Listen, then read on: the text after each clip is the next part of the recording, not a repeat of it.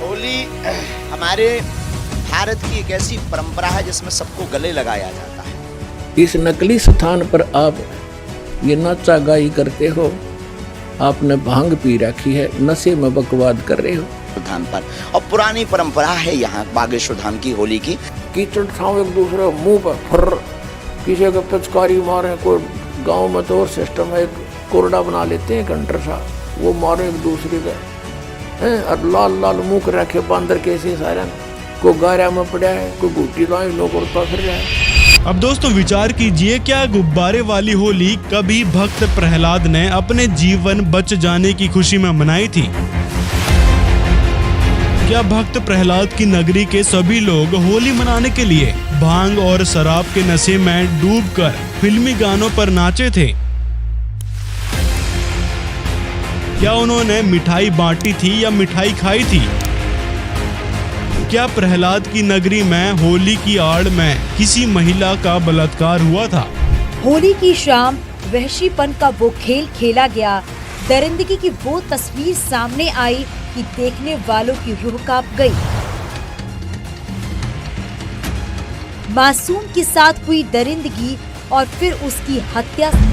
होली की मस्ती उस वक्त मातम में बदल गई जब डीजे पर डांस कर रहे थे और तभी अपनी जान से हाथ धो बैठा है।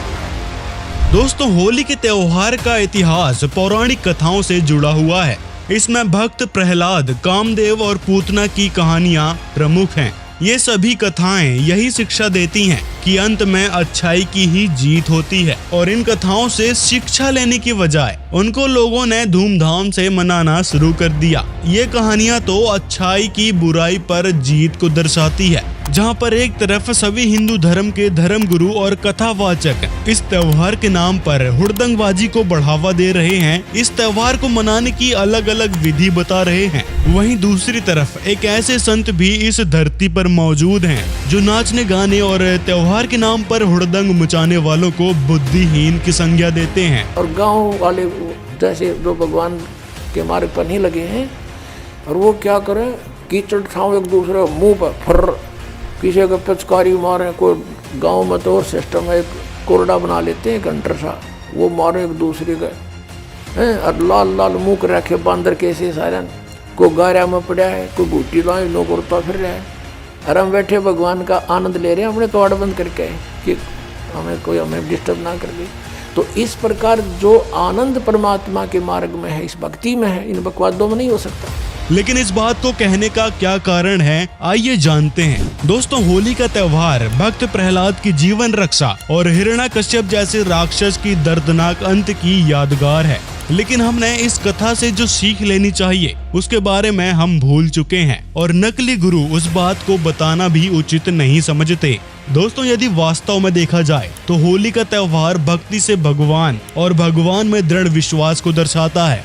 जिस प्रकार भक्त प्रहलाद अपने पिता के विरुद्ध होकर परमात्मा की भक्ति को ही महत्व देते रहा, उसने परमात्मा पर इतना विश्वास किया कि उसने साफ स्पष्ट कह दिया कि पिताजी परमात्मा ही समर्थ हैं, प्रत्येक कष्ट से परमात्मा ही बचा सकते हैं। आप अपने आप को परमात्मा मानने लगे हो, लेकिन एक मानव समर्थ नहीं हो सकता। यदि कोई भक्त भक्ति साधना करके कुछ शक्ति परमात्मा से प्राप्त कर लेता है तो वह सामान्य व्यक्तियों में उत्तम तो हो जाता है, लेकिन परमात्मा से उत्तम नहीं हो सकता। परमात्मा ही श्रेष्ठ है, वह समर्थ है। ये बात भक्त प्रहलाद से सुनकर अहंकारी हिरण्याकश्यप क्रोध में लाल हो गया और नौकरों और सिपाहियों से बोला कि इसको ले जाओ मेरी आंखों के सामने से और जंगल में सर्पों में डाल आओ, सर्प के डसने से यह मर जाएगा। ऐसा ही किया गया, परंतु प्रहलाद मरा नहीं, सर्पों ने डसा नहीं। उस समय प्रहलाद की आयु 10 वर्ष थी। फिर आदेश देता है कि इसे पर्वत से फेंक दो। पर्वत से फेंका जाता है। प्रहलाद फूलों के घने पौधों के ऊपर गिरता है, फिर भी मरता नहीं। फिर प्रहलाद की बुआ होलिका अपने भाई हिरण्यकशिपु की आज्ञा से चिता के ऊपर प्रहलाद को गोद में लेकर बैठ गई। होलिका के पास एक चादर थी, उसको ओढ़कर यदि अग्नि में प्रवेश कर जाएं तो व्यक्ति जलता नहीं था। उस चादर को ओढ़कर अपने को पूरा ढक कर प्रहलाद को उसने बाहर गोडों में बिठा लिया। कहा कि बेटा देख, मैं भी तो बैठी हूँ, कुछ नहीं होगा तेरे को। अग्नि लगा दी गई। परमात्मा ने शीतल पवन चलाई, तेज आंधी आई। होलिका के शरीर से चादर उड़कर प्रहलाद भक्त के ऊपर पूरा ढक गया। होलिका जलकर राख हो गई। भक्त को आंच तक नहीं आई। प्रहलाद जी का विश्वास बढ़ता चला गया। ऐसे ऐसे 84 प्रकार के कष्ट भक्त प्रहलाद को दिए गए थे, परंतु परमात्मा ने भक्त के विश्वास को देखकर उसकी दृढ़ता से प्रसन्न होकर उसके पतिव्रता धर्म से प्रभावित होकर प्रत्येक संकट से उसकी सहायता की। और अंत में हिरण्यकश्यप ने श्री ब्रह्मा जी की भक्ति से वरदान प्राप्त कर रखा था, लेकिन फिर भी नरसिंह रूप धारण करके प्रभु प्रकट हुए। हिरण्यकश्यप भयभीत होकर भागने लगा था। नरसिंह प्रभु ने उसे पकड़कर अपने गोडों यानी घुटनों के पास हवा में लटका दिया। हिरण्यकश्यप चीखने लगा, मुझे क्षमा कर दो, मैं कभी किसी को नहीं सताऊंगा। तब प्रभु ने कहा, क्या मेरे भक्त ने तेरे से क्षमा याचना नहीं की थी? तूने एक नहीं सुनी, अब तेरी जान पर पड़ी है तो डर लग रहा है।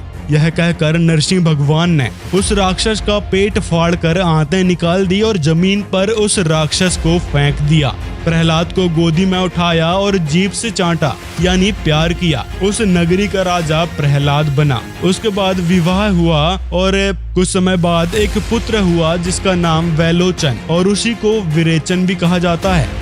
अब दोस्तों विचार कीजिए, क्या गुब्बारे वाली होली कभी भक्त प्रहलाद ने अपने जीवन बच जाने की खुशी में मनाई थी? क्या होलिका ने भक्त प्रहलाद पर रंग बिखेरे थे? क्या भक्त प्रहलाद की नगरी के सभी लोग होली मनाने के लिए भांग और शराब के नशे में डूबकर फिल्मी गानों पर नाचे थे? क्या उन्होंने मिठाई बांटी थी या मिठाई खाई थी? क्या प्रहलाद की नगरी में होली की आड़ में किसी महिला का बलात्कार हुआ था? जैसे हम यहाँ के त्योहार मनाते हैं, होली मीन खुशी से हम एक दूसरे के साथ रंग उछालते हैं, तो परमात्मा कहते हैं ये होली जो आप मनाते हो ये नकली है, ये काल प्रेरित है। एक व्यक्ति का युवा पुत्र मर गया होली से 2 दिन पहले। ना वो स्वयं होली मना पा रहा है, ना उसके रिलेटिव और ना उसके मोहल्ले वाले। तो अब कहाँ गई वो होली जिसको इतना इम्पोर्टेंट त्योहार मान रहे थे? तो परमात्मा और उससे परिचित संत कहते हैं कि इस नकली सांग में, इस नकली स्थान पर आप ये नाचा गाई करते हो, आपने भांग पी रखी है, नशे में बकवाद कर रहे हो। इस भांग का नशा, काल की माया का नशा अज्ञानता में प्रेरित होकर कर रहे हो। यहाँ एक पलक में ना जाने के बिजली गिर गया, ऐसे लोक में तुम खुशी मना रहे हो। यहाँ तो जब आपको ज्ञान होगा, आंखों से आंसू नहीं सूखेंगे, हम के कष्ट उठा रहे हैं और आगे क्या जुल्म होगा हमारे साथ। तो असली होली राम नाम की होली है। या खेलो, दिन रात खेलो, रात खेलो दिन खेलो, सुमन करो दिन रात इस राम नाम की होली से, इस रंग को बखेरो। तो क्या कहते हैं कि सतनाम जो 2 अक्षर का मंत्र है, जिसमें एक ओम है एक तत् है, और ये ऐसा अनमोल मंत्र है, इसकी इतनी कीमत बताई है। यदि विधिवत परम संत अधिकारी संत से प्राप्त करके, अधिकारी आपको बता देता हूँ 21 ब्रह्मांड में, इस विश्व में, इस दास के अतिरिक्त इन तीनों मंत्रों को देने का कोई अधिकारी नहीं है। या गलती ना करियो, बहुत धोखा खा लिया आपने।